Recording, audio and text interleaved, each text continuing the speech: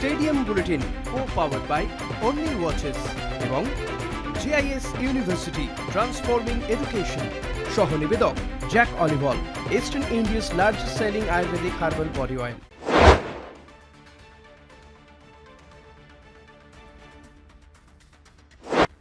শুরু করছি আজকে স্টেডিয়াম বুলেটিন। ভাস্বতী রয়েছে আপনাদের সঙ্গে। Stadium bulletin co presented by Jack olive oil, co powered by only watches and co powered by JIS university transforming education. J26 এর মধ্যে দিয়ে ভর্তি চলছে। অ্যাডমিশনের জন্য আজই অ্যাপ্লাই করুন JISuniversity.ac.in। আমার সঙ্গে স্টুডিওতে রয়েছেন আজকের আলোচনায় আমাদের assistant sports editor Joyjyoti Ghosh. Joyjyoti, স্বাগত জানাবো আজকের আলোচনায়। আর আজ IPL এর পাশাপাশি বিভিন্ন বিষয় নিয়ে আমরা কথা বলবো। প্রথমেই আজকে যে বিষয়ে কথা বলবো যে চলতি মরশুমে BCCI ঘরোয়া সূচি প্রকাশ করেছে ম্যাচের, এবং দেশের মাটিতে 9টি ওয়ানডে ম্যাচ হচ্ছে। জয়জ্যোতি, সে বিষয়ে কি আপডেট রয়েছে? কারণ বিরাট কোহলি এবং রোহিত শর্মা তাদের দিকেও কিন্তু আমাদের নজর থাকবে এই ম্যাচগুলোতে। একদমই, রোহিত শর্মা, বিরাট কোহলি, এটাই তো বক্স অফিস, এবং এই দুটো নাম শুনলে টিকিট 5 মিনিটে সোল্ড আউট হয়ে যায়। এরকম ঘটনা এর আগে ঘটেছে। আর যত 2027 ওডিআই ওয়ার্ল্ড কাপ আসবে এই ঘটনা আরও হবে, এটার পুনরাবৃত্তি বারবার হবে, এটুকু আশা করতেই পারি। একদম সঠিক বলেছে যে আজকে যে পুরো শিডিউলটা বেরিয়েছে ইন্ডিয়ান টিমের, আমি পুরো শিডিউলটা বলবো, তবে বলে রাখি প্রথমে ইডেন গার্ডেন্স ম্যাচ পেয়েছে। Eden gardens India versus Zimbabwe match 3 জানুয়ারি 2027 ওডিআই ম্যাচ পেয়েছে, এবং আমি এখন পুরো শিডিউলটা আপনাদের সামনে তুলে ধরার চেষ্টা করছি। West Indies tour of India 27শে September India versus West Indies ODI তিরুবনন্তপুরমে রয়েছে। এরপর 30শে সেপ্টেম্বর সেকেন্ড ওডিআই গুয়াহাটিতে। 3রা অক্টোবর রয়েছে থার্ড ওডিআই। এই 3টি ওডিআই ম্যাচের সিরিজ খেলবে এক্ষেত্রে ভারত বনাম ওয়েস্ট ইন্ডিজ। ওডিআইটাকে স্পেশাল প্রেফারেন্স দেওয়া হচ্ছে এই কারণেই 2027 ওডিআই ওয়ার্ল্ড কাপ আমরা জানি, এবং তার আগে এই যে নীল নকশা তৈরি করা ওডিআইয়ের জন্য, ওডিআই ওয়ার্ল্ড কাপের জন্য, সেটা কিন্তু এইসব ওয়ানডে থেকেই হবে। তাই প্রতিটি ম্যাচ ড্রেস রিহার্সাল যদি আমরা বলি তাহলে অত্যুক্তি হবে না। এরপরে আসি T20 সিরিজের কথায়। T20 সিরিজটা শুরু হচ্ছে 6 অক্টোবর থেকে, ভারত ওয়েস্ট ইন্ডিজ T20 সিরিজে, এবং 5 ম্যাচের T20 সিরিজ। 6 অক্টোবর লখনৌতে খেলা, 9 অক্টোবর খেলা রাঁচিতে, 11ই অক্টোবর থার্ড T20 ইন্দোরে, 14ই অক্টোবর ফোর্থ T20 হায়দ্রাবাদে, 17ই অক্টোবর বেঙ্গালুরুতে পঞ্চম T20 ম্যাচ ভারত বনাম ওয়েস্ট ইন্ডিজ। এতে গেল ভারত ওয়েস্ট ইন্ডিজ সিরিজ। 3টি ওডিআই এবং 5 ম্যাচের T20 সিরিজ খেলতে ওয়েস্ট ইন্ডিজ আসছে ভারতে, এবং তারপর শ্রীলঙ্কা আসবে ভারতে। সেটারও কিন্তু শিডিউল বেরিয়ে গিয়েছে, সেটাও আমরা বলে দেবো।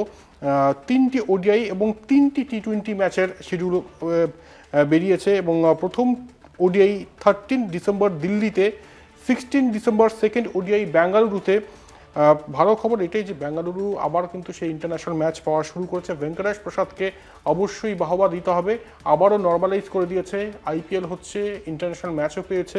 তাই ভেঙ্কটেশ প্রসাদের জন্য অবশ্যই প্রশংসা, মানে এখানে তিনি ডিজার্ভ করেন, এটুকু বলতেই হচ্ছে। এরপর আসি 19 ডিসেম্বর থার্ড ওডিআই আহমেদাবাদে, 22শে ডিসেম্বর ফার্স্ট T20 রাজকোটে, সেকেন্ড T20 কাটাকে 24শে ডিসেম্বর, 27শে ডিসেম্বর থার্ড T20 পুনেতে। এতে গেল ভারত শ্রীলঙ্কা ওডিআই এবং T20 ম্যাচের সিরিজ। 3টি ওডিআই 3টি T20 ম্যাচ খেলবে এক্ষেত্রে ভারত বনাম শ্রীলঙ্কা। এরপর জিম্বাবুয়ে ভারতে আসবে। জিম্বাবুয়ের প্রথম ম্যাচটাই কিন্তু ইডেন গার্ডেন্সে, ক্রিকেটের স্বর্গোদ্যানে। অবশ্যই যেটা বলার সেটা হচ্ছে জিম্বাবুয়ে প্রতিপক্ষ হিসেবে হয়তো অনেকটাই দুর্বল, কিন্তু চোখ থাকবে রোহিত বিরাটের দিকে, যেটা ভাস্বতী বললো যে রোহিত বিরাট দিকে নজর প্রত্যেকের থাকবে, এবং রোহিত বিরাট নামবেন ক্রিকেটের স্বর্গোদ্যানে। অপোনেন্ট টিম যেটাই থাকুক না কেন, যাই থাকুক না কেন, সেটা কিন্তু ম্যাটার করবে না। এরপর 6ই জানুয়ারি হায়দ্রাবাদে ম্যাচ রয়েছে, সেকেন্ড ওডিআই, থার্ড ওডিআই। এরপর মুম্বাইতে রয়েছে 9ই জানুয়ারি। এ তো গেল জিম্বাবুয়ে ট্যুর অফ ইন্ডিয়া। এরপর হচ্ছে আসর, যেটার অপেক্ষায় আমরা থাকি, এবং এই সিরিজের গুরুত্ব যে কতটা সেটা ভাষায় প্রকাশ করা যাবে না। সেটা হচ্ছে বর্ডার গাভাস্কার ট্রফি। শুরু হচ্ছে 21শে জানুয়ারি থেকে, প্রথম টেস্ট ম্যাচ নাগপুরে, 29শে জানুয়ারি থেকে শুরু দ্বিতীয় টেস্ট ম্যাচ চেন্নাইতে, থার্ড টেস্ট ম্যাচ 11 ফেব্রুয়ারি থেকে শুরু গুয়াহাটিতে, ফোর্থ টেস্ট ম্যাচ 19শে ফেব্রুয়ারি থেকে শুরু রাঁচিতে, এবং শেষ টেস্ট ম্যাচ 27শে ফেব্রুয়ারি থেকে শুরু আহমেদাবাদে। অর্থাৎ 5 ম্যাচের টেস্ট সিরিজ, 5 ম্যাচের টেস্ট নিয়ে এই সিরিজ ভারত বনাম অস্ট্রেলিয়া, প্রত্যেকের নজর থাকবে এবং ভারতের তো আরও বেশি করে নজর থাকবে, কারণ WTC ফাইনালে যদি ভারতকে যেতে হয় তাহলে টেস্ট সিরিজ তো জিততেই হবে এবং অনেক ম্যাথামেটিক্যাল ক্যালকুলেশন থাকবে, সেই দিকেও কিন্তু নজর থাকবে। ভারতের ম্যাচ সূচি তো শোনালাম, তবে যেটা স্পষ্ট ধরা পড়ছে সেটা হচ্ছে যে ইডেন গার্ডেন্স কিন্তু বঞ্চিত। জিম্বাবুয়ে ম্যাচ পাক আর যাই পাক, ইন্ডিয়া অস্ট্রেলিয়া টেস্ট সিরিজ হচ্ছে, সেখানে ভারত অস্ট্রেলিয়া একটা টেস্ট ম্যাচ পাবে না ইডেন গার্ডেন্স, এর আগেও তো পায়নি। মানে এর আগের মরশুমটাও যদি বলি, তো সেক্ষেত্রে কি এমন দোষ করে ফেললো ইডেন গার্ডেন্স যে ম্যাচ পাচ্ছে না, মানে বড় ম্যাচ পাচ্ছে না। আইপিএলের ইন্টারেস্টিংলি বলে দিই যে আইপিএলের অবশিষ্ট শিডিউলও কিন্তু প্রকাশ পেয়েছে। সেক্ষেত্রে কলকাতার ম্যাচগুলো আমি বলে দিচ্ছি। কলকাতা বেঙ্গালুরুর কোনো ম্যাচ পড়েনি ইডেন গার্ডেন্সে, একই সঙ্গে কলকাতা চেন্নাই সুপার কিংসের ম্যাচ পড়েনি ইডেন গার্ডেন্সে। আমি একবার টোটাল স্কেডিউলটা বলে দিচ্ছি। কলকাতা নাইট রাইডার্সের সেটা বলে দিচ্ছি, যেখানে এখনও পর্যন্ত যেটা দেখা যাচ্ছে যে সানরাইজার্স হায়দ্রাবাদ বনাম কলকাতা ম্যাচ ইডেন গার্ডেন্স প্রথম ম্যাচ, তার আগে অবশ্যই মুম্বাইতে কলকাতা বনাম মুম্বাই ইন্ডিয়ান্স, এরপর 2রা এপ্রিল কলকাতা বনাম সানরাইজার্স হায়দ্রাবাদ, তারপর কলকাতা বনাম পাঞ্জাব কিংস, যেটা ইডেন গার্ডেন্সেই হবে 6ই এপ্রিল। 9ই এপ্রিল কলকাতাতে ইডেন গার্ডেন্সে লখনৌ সুপার জায়ান্ট বনাম কলকাতা নাইট রাইডার্স, এরপর চেন্নাইতে 14ই এপ্রিল চেন্নাই সুপার কিংসের সঙ্গে, আহমেদাবাদে 17ই এপ্রিল রয়েছে কলকাতা বনাম গুজরাট টাইটান্স, 19শে এপ্রিল কলকাতাতে রয়েছে রাজস্থান রয়্যালসের সঙ্গে, 26শে এপ্রিল লখনৌ বনাম কলকাতা, যেখানে লখনৌ সুপার জায়ান্টস মুখোমুখি কলকাতার লখনৌতেই। এরপর হায়দ্রাবাদে কলকাতা বনাম সানরাইজার্স হায়দ্রাবাদ, দিল্লিতে কলকাতা বনাম দিল্লি ক্যাপিটালস, রায়পুরে কলকাতা বনাম ব্যাঙ্গালোর, কলকাতায় আবার কলকাতা বনাম গুজরাট টাইটান্স, মুম্বাই ইন্ডিয়ান্স বনাম কলকাতা নাইট রাইডার্সের ম্যাচ কলকাতায়, এবং দিল্লি ক্যাপিটালস বনাম কলকাতা সেই কলকাতাতেই। তো মানে যে বিষয়টা স্পষ্ট সেটা হচ্ছে যে হাই ভোল্টেজ ম্যাচ ব্যাঙ্গালোর বনাম কলকাতাটা কিন্তু রায়পুরে হচ্ছে। তাই দেখার বিষয় এটাই যে কেন এটা হচ্ছে। এই নিয়ে আমরা কথা বলেছিলাম কলকাতা টিভির যুগ্ম সম্পাদক গৌতম ভট্টাচার্যের সঙ্গে। গৌতমদা কি জানালেন, এই ম্যাচ সূচি নিয়ে কি জানালেন, এবং একই সঙ্গে গতকাল গৌতমদার বিশেষ প্রতিবেদন ছিল বেবি লিগ নিয়ে, সেটা নিয়ে কি জানাচ্ছেন শুনবো। জয়জ্যোতি, প্রথমেই তোমাকে বলি যে কালকে স্টেডিয়াম বুলেটিনে আমি একটা ভুল বলেছি, যেটা প্রথমেই দর্শকদের কাছে স্বীকার করে নেওয়া ভালো। কালকে যেখানে মিঠুন মানহাসের আমি বিবেকানন্দ পার্কে হঠাৎ করে চলে আসা শিশুদের টুর্নামেন্ট নিয়ে বলতে গিয়ে বলেছিলাম যে এটা এনসিসি হচ্ছে সিএবির অ্যাফিলিয়েটেড ইউনিট। অ্যাকচুয়ালি সিএবির অ্যাফিলিয়েটেড ইউনিট নয়, বোর্ডের অ্যাফিলিয়েটেড ইউনিট। অ্যাকচুয়ালি এনসিসি ভোটও দিত, এখন অ্যাসোসিয়েট মেম্বার করে দেওয়া হয়েছে বলে ভোট দেওয়ার অধিকার হারিয়েছে এনসিসি এবং সিসিআই। অতীতে ভোট দিত, তখন কলকাতা থেকে 2টো ভোট থাকতো। এটা কি করে ভুলে গেলাম জানি না, কিন্তু আমার কালকের পর মনে হয়েছে এনসিসির ভোটাধিকার যদি আবার ফেরত আসে তাহলে আশ্চর্য হওয়ার কারণ নেই। যেভাবে মিঠুন মানহাস এত শর্ট নোটিসে চলে এসছেন ভাবাই যায় না। একই সঙ্গে বলি যে আজকে যে সূচি বেরিয়েছে সেটা দেখে আমি আরও কনভিন্সড যে মিঠুন মানহাস বা বোর্ডের সঙ্গে সিএবি কর্তাদের বোধহয় যোগাযোগের যে সেতুটা সেটা বোধহয় খুব ক্ষীণ হয়ে গেছে। কারণ এই সূচি অনুযায়ী কলকাতা পাচ্ছে মাত্র জিম্বাবুয়ে ম্যাচ, অবিশ্বাস্য। কারণ অনেক সেন্টার আহমেদাবাদ, বেঙ্গালুরু, চেন্নাই যদি আমি ঠিক দেখে থাকি, এরা 2টো করে ম্যাচ পেয়েছে, কলকাতা শুধু জিম্বাবুয়ে ম্যাচ। মনে রাখতে হবে এবার ভারত অস্ট্রেলিয়া সেই অমর টেস্ট ম্যাচের 25 বছর। অস্ট্রেলিয়া এখানে এতগুলো টেস্ট ম্যাচ খেলবে, একটাও টেস্ট ম্যাচ কলকাতায় হবে না। এবং 2001 থেকে আজ পর্যন্ত ওই ইডেন গার্ডেন্সে লাস্ট টেস্ট ম্যাচ হয়েছিল, আর ভারত অস্ট্রেলিয়া টেস্ট ম্যাচ হয়নি। তাই বর্ডার গাভাস্কার ট্রফি কখনো ইডেনের বুকে খেলা হয়নি, কারণ বর্ডার গাভাস্কার ট্রফি যখন চালু হয় তারপর থেকে ইডেন গার্ডেন্স কোনো টেস্ট ম্যাচ পায়নি। এবার আইপিএলের যে সূচি দেখছি সেটাও অবাক হচ্ছি দেখে যে এখানে না খেলবে আরসিবি, না খেলবে সিএসকে। এবার টিম দেখো, গ্ল্যামার টিম কিন্তু 3টে, মুম্বাই ইন্ডিয়ান্স, সিএসকে এবং আরসিবি। এবার এই যে সূচি হয়েছে 9টা ম্যাচের 7টা যে হোম ম্যাচ হবে, তার মধ্যে কলকাতার দর্শকরা কোহলিকেও দেখতে পাবেন না, ধোনিকেও তার শেষবারের মতো আবির্ভাব দেখতে পাবেন না। তারা হয়তো রোহিত শর্মাদের টিমটাকে দেখতে পাবেন নিশ্চয়ই, কিন্তু এই দুটো টিমকে দেখতে পাবেন না। এটা তো কেকেআর সূচি করেনি, এটা তো বোর্ডই যতদূর জানি অ্যাসোসিয়েশনের সঙ্গে বসে সূচি করে। তার মানে ভারতীয় বোর্ড পরপর একই দিনে যে ফিক্সচারগুলো বেরোলো, প্রত্যেকটা ইডেন গার্ডেন্স এবং কলকাতা অবহেলিত।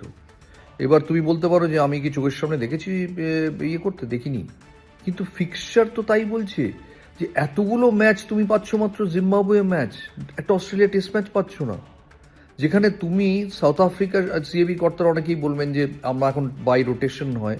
আরে বাই রোটেশন গুয়াহাটি পাচ্ছে কি করে? গুয়াহাটি তো আমাদের পরে, সাউথ আফ্রিকা আমাদের টেস্ট ম্যাচ হওয়ার পরে গুয়াহাটি ম্যাচ করেছে। গুয়াহাটি কি করে পেল? রাঁচি ভালো ম্যাচ পেয়ে যাচ্ছে। এটা খুব দুঃখের যে ইডেন গার্ডেন্স একটা ক্রিকেট সেন্টার হিসেবে ক্রমশ এরকম পেছনের দিকে চলে যাচ্ছে, এবং এটাকে কিভাবে বিহিত করা যাবে আমার মনে হয় এটা সৌরভকে একটা উপায় বার করতে হবে। যদি কেউ পারেন তাহলে সৌরভ গঙ্গোপাধ্যায় পারবেন। আইপিএল সংক্রান্ত বিষয় নিয়ে কথা বলবো, তবে একটা বিরতির সময় হয়েছে। ফিরে আসছি বিরতির পর, সঙ্গে থাকুন। ফিরে এলাম বিরতির পর, আর এবার একটু আইপিএল এর খবরে আসা যাক, কারণ 28শে মার্চ থেকে আইপিএল শুরু হয়ে যাচ্ছে।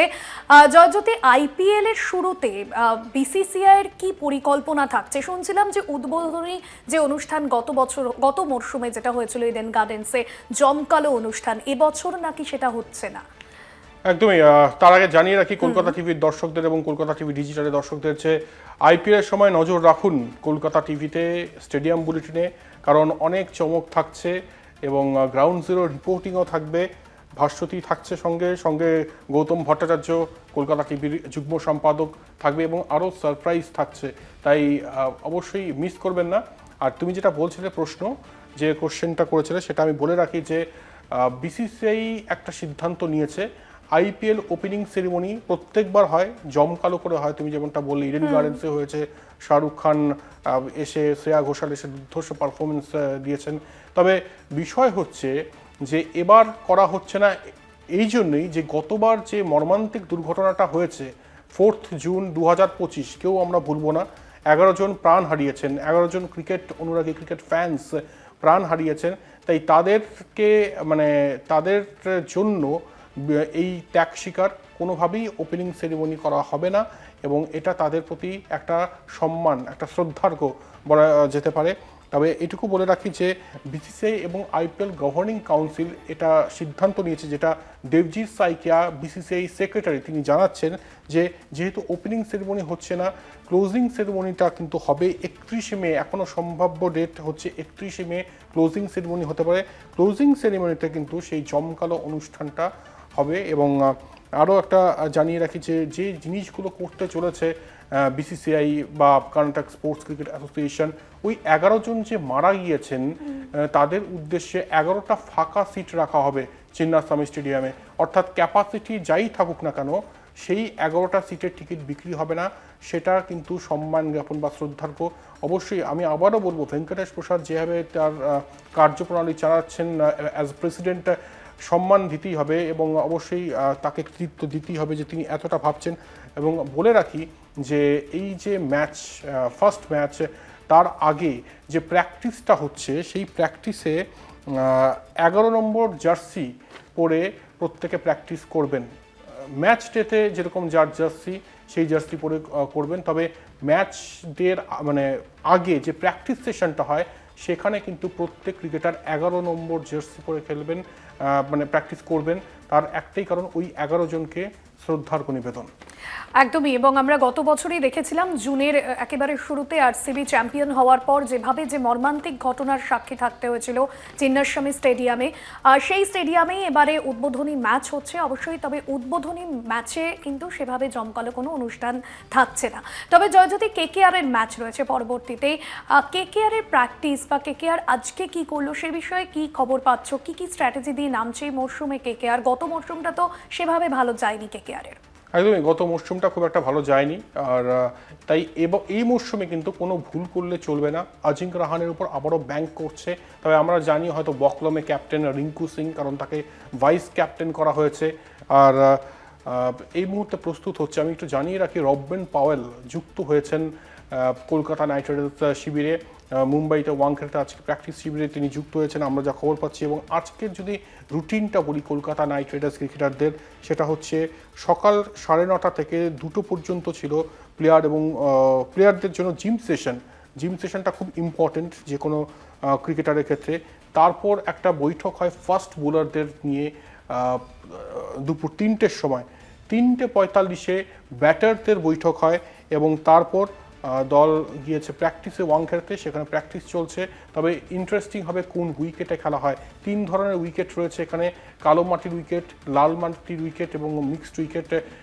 কোন উইকেটে খেলা হয় সেই দিকে অবশ্যই নজর থাকবে। তবে কলকাতা নাইট রাইডার্স প্রস্তুত হচ্ছে, নবদীপ সাইনিকে নেওয়া হয়েছে গতকাল। নবদীপ সাইনি কিন্তু যথেষ্ট পেস রয়েছে। আমরা এর আগে সবার আগে জানিয়েছিলাম যে প্র্যাকটিস সেশনে কারা কারা এসেছিলেন, সিমারজিৎ, নবদীপ সাইনির দিকে নজর রয়েছে। এই দুজনের মধ্যে যে কোনো একজন বোলারকে নেওয়া হতে পারে রিপ্লেসমেন্ট হিসেবে। এবং অভিষেক নায়ার যিনি হেড কোচ, তিনি কিন্তু এর আগে প্রেস কনফারেন্স করে জানিয়েছিলেন যে আমরা রিপ্লেসমেন্টের নাম ঘোষণা করব, তবে ওই সেকেন্ড যে ইন্ট্রা স্কোয়াড ম্যাচটা সেটার পর ঘোষণা করব। এবং সেই মতোই কিন্তু তারা ঘোষণা করেছেন। নবদীপ সাইনি অভিজ্ঞতা রয়েছে, পেস রয়েছে, সুইংও করতে পারেন না, তাই তাকে যদি ভালোভাবে ইউজ করা যায় তাহলে খুব একটা কিন্তু খারাপ অপশন হবে না। হর্ষিত রানার অভাব তিনি পূরণ করতে পারবেন কি না সেটা তো আগামী আইপিএল বলবে। তবে নবদীপ সাইনি নিজে খুব এক্সাইটেড যে কেকেআরের হয়ে তিনি পারফর্ম করবেন এবং চেষ্টা করবেন যে নিজের সেরাটা নিংড়ে দেওয়ার এবং কেকেআরকে আরও একবার সেই আইপিএল ট্রফিটা, কেকেআর ফ্যান্সদের সেই আইপিএল ট্রফিটা যাতে কলকাতায় নিয়ে আসতে পারে সেই স্বপ্নটা পূরণ করার কিন্তু চেষ্টা করবেন নবদীপ সাইনি এবং রেস্ট অফ দ্য প্লেয়ার্স।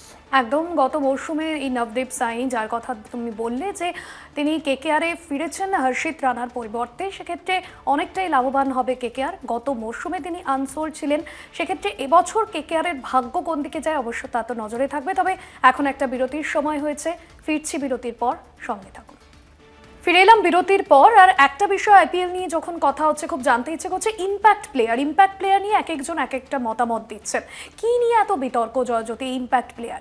দেখো, ইম্প্যাক্ট প্লেয়ার নিয়ে এর আগেও বিতর্ক হয়েছিল এবং বেশ কিছু ক্রিকেটারকে বলতেও শোনা যায় যে ইম্প্যাক্ট প্লেয়ার যদি শুরু হয় আইপিএলে, যেহেতু চলছে, যখন শুরু হয়েছিল তখন তাদের এইটাই বক্তব্য ছিল, তাহলে অলরাউন্ডারের তো কোনো আর ভূমিকাই থাকলো না। ইম্প্যাক্ট প্লেয়ার থাকলেও প্রত্যেক ফ্র্যাঞ্চাইজি চাইবে যে স্পেশালিস্ট হয় ব্যাটার নয়তো বোলার নেব, যেহেতু ইম্প্যাক্ট প্লেয়ার নিয়ম চলে এসছে। এবং সেটার জন্য কিন্তু এবার যা খবর পাওয়া যাচ্ছে যে প্রায় বেশিরভাগ অধিনায়ক এই ইম্প্যাক্ট প্লেয়ার রুলটার বিরোধিতা করেছেন। এবং তার মধ্যে সব থেকে আগে যে নামটা এসছে তিনি হচ্ছেন অক্ষর প্যাটেল নিজে একজন অলরাউন্ডার এবং তিনি নিজে বলছেন যে এই নিয়মটা আমার মনে হয় ঠিক নয়, কারণ প্রত্যেক ক্রিকেটারকে কিছু দেখে শুনে নেওয়া হয়। ফ্র্যাঞ্চাইজিতে অলরাউন্ডারদের একটা স্পেশাল ভূমিকা থাকে, তবে ইম্প্যাক্ট প্লেয়ার রুল আসাতে সেই অলরাউন্ডারদের জন্য কিন্তু খুব মুশকিল হয়ে যাচ্ছে, খুব টাফ হয়ে যাচ্ছে। তবে নিয়ম থাকলে মানতে হবে, সেটাও তিনি বলছেন। এখনো পর্যন্ত যেটা খবর বিসিসিআই থেকে যে 2027 পর্যন্ত কিন্তু এই নিয়মটাই থাকবে। যদি নিয়ম পরিবর্তন করতে হয় তাহলে 2027-এর পর করতে হবে। আচ্ছা, একজন ক্যাপ্টেন নাকি বলেছেন, একটা প্রস্তাব দিয়েছেন যে প্রথম 10 ওভার পরেই যেন বল চেঞ্জ হয়, সেটা গৃহীত হয়নি এবং গৃহীত হবেও না। কারণ এখনো পর্যন্ত যেটা নিয়ম যে দ্বিতীয় ইনিংসে 10 ওভার পর বল চেঞ্জ করার যে নিয়মটা রয়েছে সেটাই থাকবে, কারণ শিশির একটা সমস্যা হয়ে যায়, সেই জন্য এই নিয়মটা করা হয়েছে। তবে এই যে ইম্প্যাক্ট প্লেয়ার, এটা কিন্তু প্রত্যেক ক্যাপ্টেনই প্রায় একই বিন্দুতে মিলিত যে ইম্প্যাক্ট প্লেয়ার আসার ফলে বেশ কিছু অলরাউন্ডারের সমস্যা হচ্ছে। অক্ষর প্যাটেল নিজে যেহেতু অলরাউন্ডার, সেহেতু আরও জোরালোভাবে তিনি কিন্তু এই দাবিটা পেশ করছেন। তবে বিসিসিআইয়ের তরফ থেকে যেটা জানা যাচ্ছে যে 2027 পর্যন্ত এই রুলটাই থাকবে, যদি পরিবর্তন করতে হয় তাহলে তারপর পরিবর্তিত হবে। একদমই। এবং আইপিএল এর শুরুতে আমরা যে খবরটা পাচ্ছি যে প্যাট কামিন্স তিনি কি ফিরতে পারেন, সেক্ষেত্রে সানরাইজার্স হায়দ্রাবাদের জন্য কি এটা সুখবর হতে পারে? তিনি চোট সারিয়ে উঠছেন কিছুটা। দেখো, প্যাট কামিন্সের আপডেট অনেকেই জানতে চাইছে। আমরা জানি ঈশান কিষান ক্যাপ্টেন্সি করবে সানরাইজার্স হায়দ্রাবাদের প্রথম ম্যাচে। ঈশান কিষান যথেষ্ট ভালো ফর্মেও রয়েছেন, বিশ্বকাপে তো দুর্ধর্ষ ফর্মে ছিলেন এবং একই সঙ্গে প্র্যাকটিস ম্যাচেও ভালো ফর্মে রয়েছেন। তবে প্যাট কামিন্স নিজে যেটা জানাচ্ছেন যে তিনি তার যেটা হয়েছে, ব্যাক পেইন হয়েছে, সেটার থেকে ধীরে ধীরে তিনি রিকভার করছেন। তিনি অলরেডি বোলিং শুরু করেছেন। তবে যা স্ট্যাটাস এই মুহূর্তে ফার্স্ট ফেজ অফ আইপিএল মানে প্রথম 3-4টে ম্যাচ কিন্তু তাকে পাওয়া যাবে না, ধরেই নেওয়া যায়। সেখানে স্ট্যান্ড ইন ক্যাপ্টেন যিনি রয়েছেন ঈশান কিষান, তাকেই ক্যাপ্টেন্সি করতে হবে। এবং ক্যাপ্টেন্সির থেকেও বড় ব্যাপার যেটা, প্যাট কামিন্স দলে থাকলে কিন্তু একটা ভারসাম্য চলে আসে। সেই ভারসাম্যটা কি মিস করবে এবার সানরাইজার্স হায়দ্রাবাদ, সেটা দেখার অবশ্যই। তবে প্যাট কামিন্স নিজে জানাচ্ছেন যে তিনি ধীরে ধীরে রিকভার করছেন, তিনি নেটে অলরেডি বোলিং শুরু করে দিয়েছেন, তিনি দলকে চেয়ার করবেন। আর প্যাট কামিন্স রিজার্ভ বেঞ্চে বসে থাকা মানে দল কিন্তু অবশ্যই সেটা একটা অ্যাডভান্টেজ হিসেবেই দেখছে। আর এটাই প্রার্থনা হায়দ্রাবাদ ফ্যান্সদের জন্য যে দ্রুত তিনি সুস্থ হয়ে উঠুন এবং দ্রুত তিনি মাঠে নামুন, এটাই কিন্তু প্রার্থনা। একদমই, শনিবারে আরসিবির বিরুদ্ধে অভিযান শুরু করতে চলেছে। অবশ্যই প্যাট কামিন্স যদি ফিরে আসেন তাহলে সেক্ষেত্রে সুখবরই হবে। জয়জ্যোতি, আজকে তো বিষয়ে আলোচনা একেবারেই শেষ। আজকে স্পেশাল কি থাকছে দিস ডে দ্যাট ইয়ারে? আজকে স্পেশাল হচ্ছে বিক্রম রাঠোর, এর আগে ভারতীয় দলের ব্যাটিং কোচ ছিলেন। তিনি আজকে জন্মেছিলেন 1969-এ তার জন্ম। ব্যাটার হিসেবে হয়তো বিরাট কোনো সাফল্য পাননি, তবে তিনি অ্যাজ ব্যাটিং কোচ অবশ্যই তাকে তার যে অবদান সেটা ভুললে চলবে না। তাকে অনেক অনেক অভিনন্দন আমাদের তরফ থেকে। আর এটাই আজকে দিস ডে দ্যাট ইয়ারে। তবে আবারও বলছি যে কলকাতা নাইট রাইডার্সের প্রথম ম্যাচ মুম্বাই ইন্ডিয়ান্সের বিরুদ্ধে, সেই মুম্বাই ইন্ডিয়ান্সকে শাহরুখ খান মানে চায় যে আইপিএল জিতুক বা না জিতুক, এই দলটার বিরুদ্ধে যেন আমার টিম জেতে। 2008 সালেও এই শাহরুখ খান মেসেজ করতেন প্রত্যেক ক্রিকেটারকে সেদিন সকালবেলায় যে আজকের ম্যাচটা আমার জন্য যেত, বাকি ম্যাচ যা হবে দেখা যাবে। আজকের ম্যাচটা, এই শহর আমাকে কিং খান বলে, এই শহরের বিরুদ্ধে আমি হারতে চাই না। তাই এই শহরে, তাও আবার ওয়াংখেড়েতে, যেখানে এত সুমধুর সম্পর্ক, শাহরুখ খানকে ব্যান করে দেওয়া হয় ওয়াংখেড়ে থেকে। তো আবার আমি এটাও দেখেছি যে শাহরুখ খানকে ব্যান করলেও শাহরুখের মুখোশ পরে প্রচুর মানুষ, প্রচুর সাপোর্টার এসেছিলেন নাইটকে সাপোর্ট করতে। এবং একটা প্ল্যাকার্ড দেখছিলাম, রোক সাকো তো রোকলো। এবারও কি সেই প্ল্যাকার্ডটা থাকবে? শাহরুখ খান ওয়াংখেড়ে আসবেন না আমি নিশ্চিত। মান্নাতে দাঁড়িয়ে যেন সেই সিগনেচার হাসিটা দিতে পারেন এবং সেই ফ্লাইং কিসটা দিতে পারেন 29শে মার্চ, এর অপেক্ষা আমার থেকে। একদমই। এবং আজকে স্টেডিয়াম বুলেটিন আমাদের এখানেই শেষ করতে হচ্ছে। আর জয়জ্যোতি, অনেক ধন্যবাদ জানাবো তোমাকে। আর যেমনটা জয়জ্যোতিও বললো যে স্টেডিয়াম বুলেটিনে আপনাদের প্রত্যেকদিন রাত 11টায় নজর রাখতেই হবে, কারণ আইপিএল শুরু হয়ে যাচ্ছে। আইপিএল সংক্রান্ত সমস্ত আপডেটের জন্য, সমস্ত এক্সক্লুসিভ স্টোরির জন্য অবশ্যই দেখতে থাকুন স্টেডিয়াম বুলেটিন, দেখতে থাকুন কলকাতা টিভি রাত দিন 7 দিন।